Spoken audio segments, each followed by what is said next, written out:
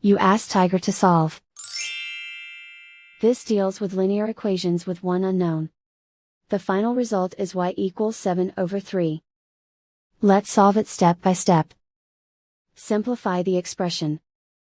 Group like terms. Simplify the arithmetic. Group all constants on the right side of the equation. Subtract 7 from both sides. Simplify the arithmetic.